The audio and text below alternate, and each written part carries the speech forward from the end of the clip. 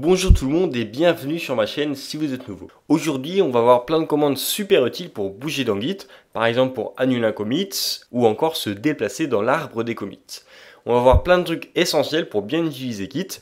Juste avant de commencer, je vous rappelle que j'ai un serveur Discord, le lien est dans la description, si jamais vous voulez parler avec d'autres personnes de la communauté ou bien demander de l'aide. Sans plus attendre, on va commencer, c'est parti. Comme d'habitude, on va venir créer notre dossier qu'on va appeler reset. Parce que c'est un peu le thème de la vidéo, il y aura d'autres trucs aussi, mais on va l'appeler reset. Maintenant, on va venir se mettre dedans, cd, on glisse et déposer ici, et on peut l'ouvrir, on va initialiser le dépôt Git dedans. On fait un petit git init comme ça. Voilà, on a le fichier, le dossier.git qui est apparu. On va créer plusieurs fichiers. Le premier, il va s'appeler 1.txt, hop. Le deuxième, il va s'appeler 2.txt. Le troisième, il va s'appeler 3.txt. Ok, on a trois fichiers. Maintenant, on va ajouter le premier, git add 1.txt. On va commit, git commit-m. On va juste appeler le commit 1, comme ça. On ajoute le deuxième, 2.txt, git commit-m2. Là, ici, attention, on va créer une branche, git branche qu'on va appeler sens. On crée une branche sens, on va pas dessus tout de suite, on va ajouter le dernier fichier, git add 3.txt, git commit-m, on va l'appeler 3, ce commit. Ok, on a trois fichiers. Maintenant, on va aller sur la branche sens, git checkout sens. Ici, donc on a bien que le 1 et le 2 parce qu'au moment où on a créé la branche ici, on avait ici commit que le 1 et le 2. Maintenant, ici, on va venir écho les fichiers qui s'appellent 4, 5 et 6.txt. On ajoute le 4. On commit, hop, là, petit git status, il nous reste le 5 et le 6, git add 5.txt, git commit-m, vous inquiétez pas, c'est bientôt fini, 5, git add 6.txt, git commit-m 6. Ok, on a fini avec la préparation, on est tout bon. Bon, c'est une étape qui peut paraître un peu longue pour chaque vidéo, qui peut paraître superflue, mais bon, elle est essentielle parce que sans qu'il y ait de préparation, on peut rien faire. Mais vous inquiétez pas, on va tout de suite rentrer dans le vif du sujet. Alors, vous avez la vision en bas à droite, en bas à gauche, mais comme je vous ai montré la dernière fois, si vous faites git log-graph, vous pouvez voir l'historique des commits pour la branche sur laquelle vous êtes. Donc là, j'ai fait git log-graph, je suis sur la branche sens. On peut voir qu'il y a le commit 6, puis 5, puis 4, puis 2, puis 1. C'est Q après 1 pour sortir une fois qu'il vous a marqué end. Et ensuite, on va faire le log git log on va checkout sur la branche main. Git checkout main. Donc là, on n'a que le 1, le 2, le 3. Git log-graph. Et là, on a le 3, le 2 et le 1. On va aller sur la branche sens.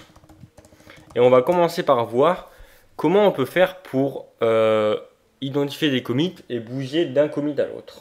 Il y a plusieurs façons de le faire et on va tout de suite commencer en refaisant un git log-graph comme ça. Là on est bien sur la branche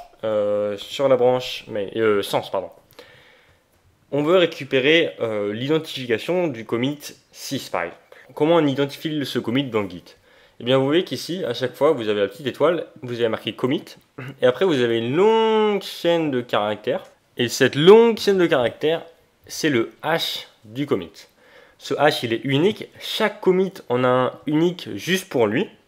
Donc, si je dis à Git, je veux parler à ce commit, en lui donnant cette idée, il saura exactement quel commit c'est. Il saura que c'est le commit qui s'appelle 6, qu'il y avait tel fichier dedans, qu'il a été fait à ce moment-là, etc. Jusqu'à présent, dans Git, je vous ai montré comment ajouter des fichiers, les enregistrer, créer des branches, remettre des branches ensemble, etc.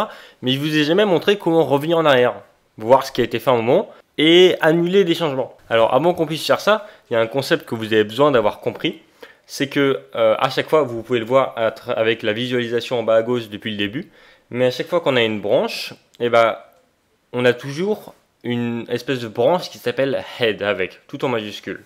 Ce head, c'est pas une branche, mais en fait c'est notre position actuelle. Ça veut dire que si on est sur la branche main, le head, il est aussi sur la branche main. Si on est sur la branche sens, le head, il va bouger pour se mettre au niveau de la branche sens. Et selon là où est le head, on ne va pas avoir les mêmes fichiers.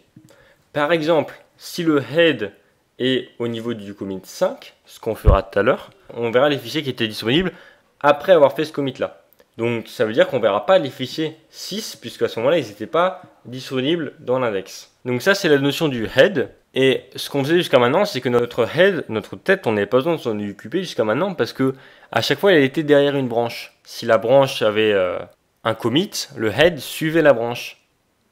Quand on faisait git commit-m, on n'avait pas besoin de dire oui bah maintenant, toi la tête, tu retournes à la branche parce que le head suivait automatiquement la branche.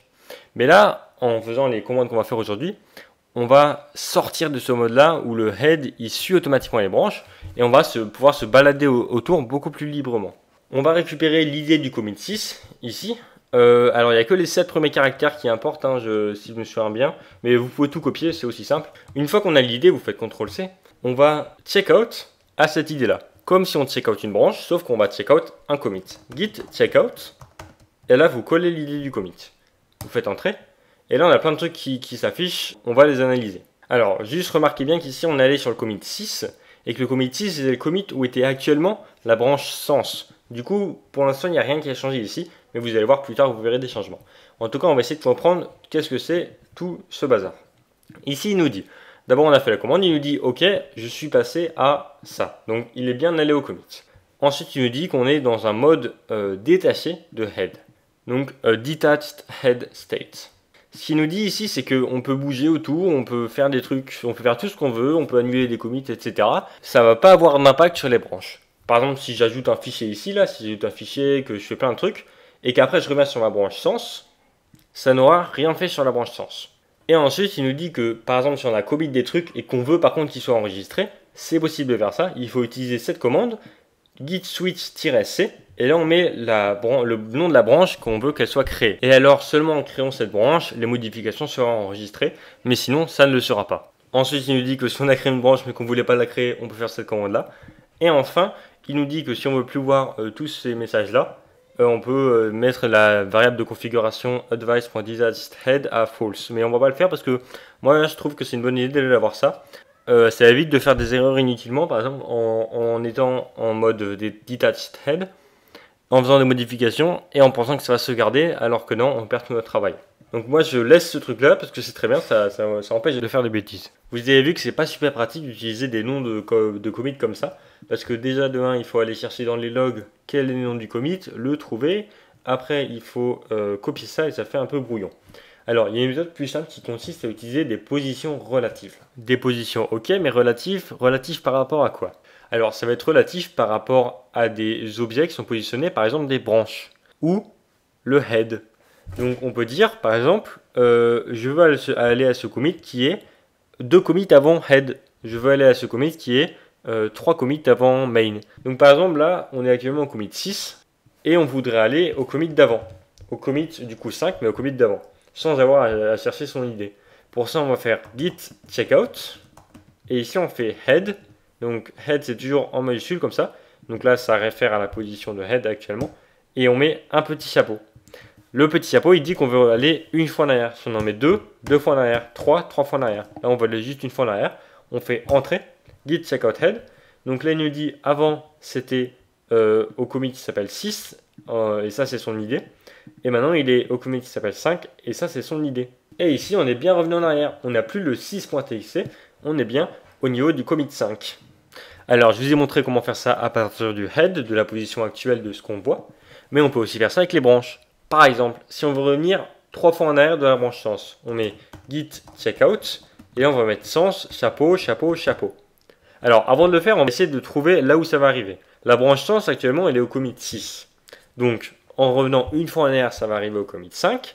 En revenant une deuxième fois en arrière, ça va arriver au commit 4. Et en revenant une troisième fois, ça va arriver au commit 3. Donc normalement, en faisant git checkout sens, notre head il va se retrouver au commit 3.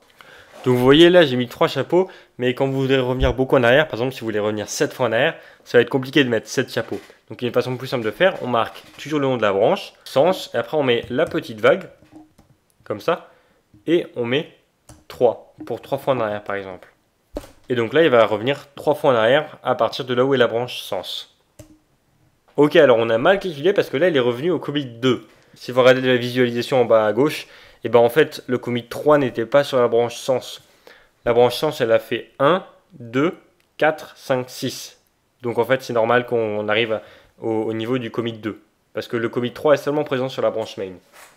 Bref, du coup là on est revenu 3 en arrière par rapport à sens. Et on est bien au niveau du coup du commit 2.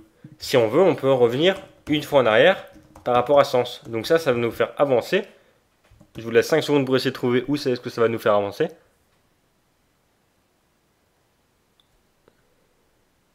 Ça va nous faire avancer au commit 5 si on revient une fois en arrière. Attention, clac. Et voilà, avant on était au 2 et maintenant on est au 5. Parce que là on prend la position relative par rapport à la branche sens. Je vous laisse jouer un peu avec ça. Et après on passe à la suite, on va se check out sur la branche main. Hop. La branche main, on a bien nos 3 fichiers. Et maintenant que vous êtes des experts dans tout ce qui est position relative et idée de commit, et ben on va voir le reset. Pour ça, on va faire des petites modifications sur le fichier 2 ici. Hop là, on va juste marquer modif. Bah modify du coup, ça va la remplacer tout seul. Moi j'ai pas voulu ça, tant pis. Git add 2.txt. Là, on va ajouter les modifications. On va faire un nouveau commit. Git commit-m modification 2. Voilà. On a donc un nouveau commit sur la branche main. Ça, c'est l'idée du commit. Si vous voulez check out ce commit-là, ce sera cette idée-là qu'il faut rentrer. Alors oui, j'ai juste oublié de préciser quelque chose ici. C'est que quand on a fait cette commande-là, on est sorti du detached head state. On s'est remis à se caler sur la branche main. Maintenant, on va suivre les modifications de la branche main. Si la branche main évolue, on évoluera aussi. Si on fait des commits, ils vont être sauvegardés sur la branche main. Bon, mais justement, nous, ça nous embête parce que là, on vient de sauvegarder des trucs et en fait, on veut annuler ça. C'est pas bon, on n'a pas fait ça sur la bonne branche. On voulait faire ça sur notre branche en fait.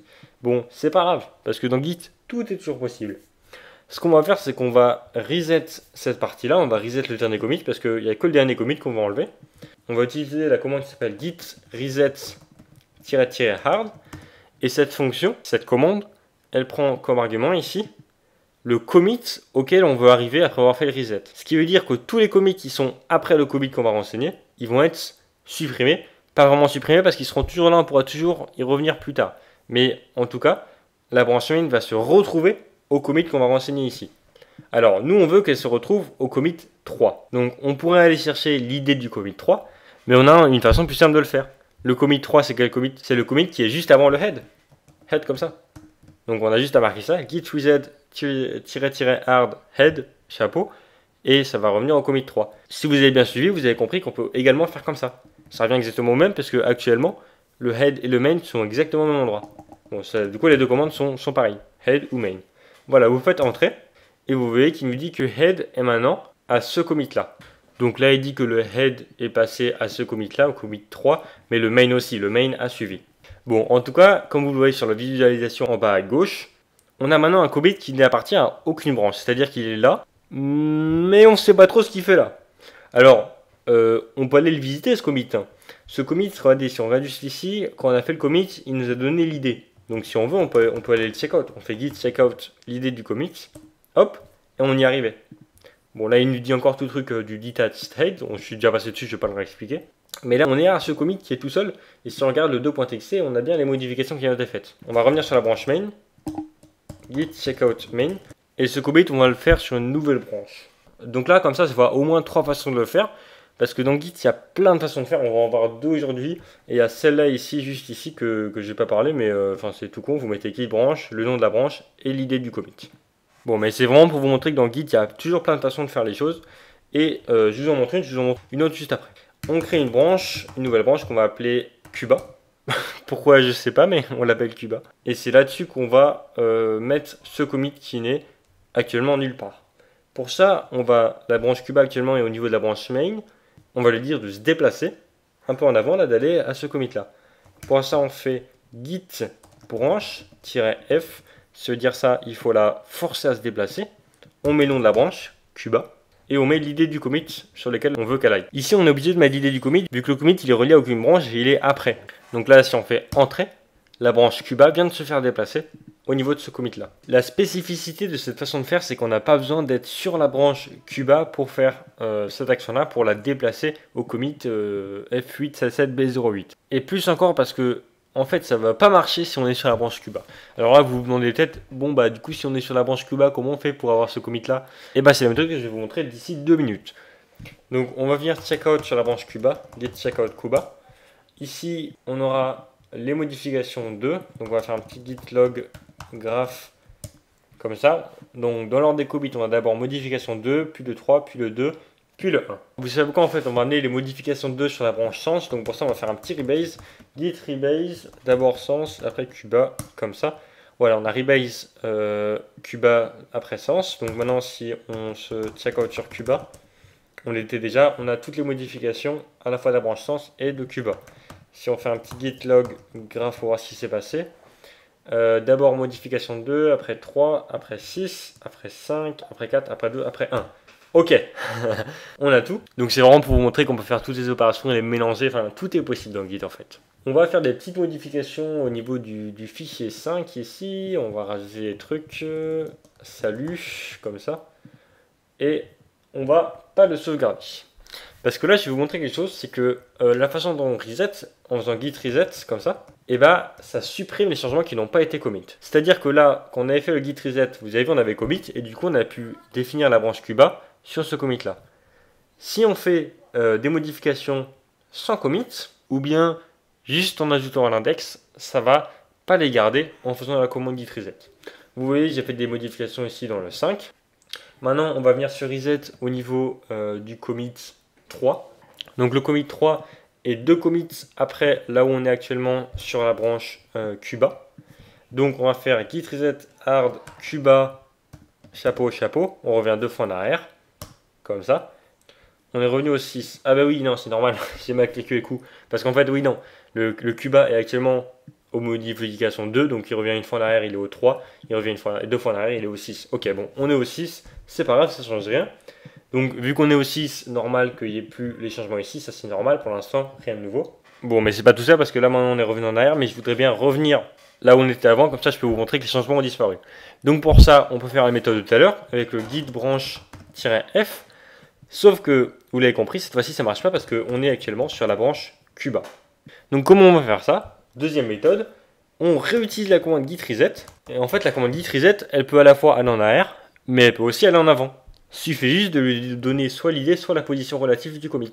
Ici, on a l'idée du commit 2, du commit modification 2. On va le copier. On va dire à la branche Cuba, bah, tu te resets au niveau de ce commit-là. Clac, comme ça. On fait entrer. Et maintenant, la branche Cuba est revenue à modification 2. Ok, vous avez bien suivi? Ici, on regarde le 2, on a bien les modifications. Avant, on les avait plus ici. Et maintenant, il y a 2 minutes, j'avais fait des modifications dans le 5.txt. Et elles n'y sont plus, parce que je ne les ai pas commit. Donc faites bien attention en faisant la git reset-hard. Si vous n'avez pas commit vos modifications, vous les perdez à jamais. Là, il n'y a aucune façon de les retrouver, vraiment. Alors que s'il y a eu un commit, c'est possible de faire un truc. On peut créer des branches, on peut mettre la branche de commit, ou bien tout simplement, on refait un git reset-hard, comme ça, on revient sur le commit d'avant, etc. Il y a plusieurs façons de faire. Mais si vous n'avez pas commit vos changements, cette méthode-là va les supprimer. Merci d'avoir regardé. N'oublie pas de mettre un like si tu as apprécié mes vidéos et de rejoindre le serveur Discord si jamais tu as des questions. Dans la prochaine vidéo, on s'attaquera à GitHub, le site internet pour uploader nos repos et travailler dessus à plusieurs, simultanément. J'ai hâte de vous montrer ça, on se retrouve donc la semaine prochaine. Salut, c'était Titouan.